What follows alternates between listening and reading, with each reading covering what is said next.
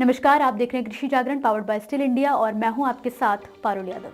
Lumpy virus के खतरे से तो हम सभी वाकिफ हैं। बीते कुछ सालों में मवेशियों में फैलने वाले इस रोग ने हजारों पशुओं की जान ली और पशुपालन को प्रभावित किया है।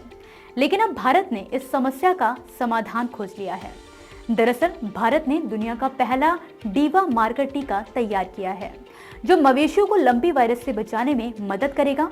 तो चलिए आज के इस वीडियो में हम आपको बताते हैं कि इस टीके की खासियत क्या है और जानेंगे कि कैसे यह हमारे मवेशियों को सुरक्षित रखने में मदद करेगा। सबसे पहले जानते हैं कि आखिर लंपी वायरस क्या है।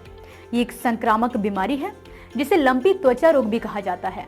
इस बीमारी के कारण मवेशियों की त्वचा में गांठें पड़ जाती हैं।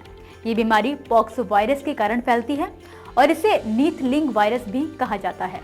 इसका मुख्य कारण मच्छर, टिक और अन्य काटने वाले कीड़े होते हैं जो वायरस को फैलाने में मदद करते हैं। लंपी वायरस के लक्षणों की बात करें तो मवेशियों के पूरे शरीर में त्वचा की गांठें बन जाती हैं। बुखार, सूजी हुई लिम्फ नोड्स, दूध की मात्रा में कमी और पशुओं को चलने फिरने में कठिनाई जैसे लक्षण सामने आते हैं। ये वायरस बहुत तेजी से फैलता है और कई बार इसके कारण मवेशियों की मौत भी हो जाती है। जैसा कि साल 2022 में देखा गया था कि उस साल 1 लाख से ज्यादा मवेशियों की इस वायरस के कारण मौत हुई थी। अब इस समस्या का हल खोज लिया गया है। भारत ने दुनिया का पहला डीवा मार्कर टीका तैयार किया है जिसे बायो लंपी वैक्सीन कहा जाता है। ये टीका मवेशियों को लंपी वायरस से बचाने में प्रभावी साबित होगा। भारत बायोटेक की बायोवेट कंपनी ने इस टीके को तैयार किया है और केंद्रीय औषधीय मानक नियंत्रण संगठन ने इसको लाइसेंस भी दे दिया है। ये डीवा मार्कर टीका खास इसलिए है क्योंकि ये जानवरों में संक्रमण को पहचानने और उसे अलग करने में मदद करेगा। इसके लिए ICAR, NRCE और भारतीय पशु चिकित्सा अनुसंधान संस्थान ने विभिन्न परीक्षण किए हैं जिनमें यह साबित हुआ है कि ये टीका बहुत सुरक्षित और प्रभावी है। इस टीके को 3 महीने से अधिक उम्र के मवेशियों और भैंसों को साल में 1 बार दिया जाना चाहिए। ये टीका सूखा होता है जिसे एक तरल पदार्थ के साथ मिलाकर दिया जाता है। हर खुराक में NLT Log 10 3.5 ml दिया जाता है और इस टीके की खुराक साधारण तापमान पर भी रखी जा सकती है।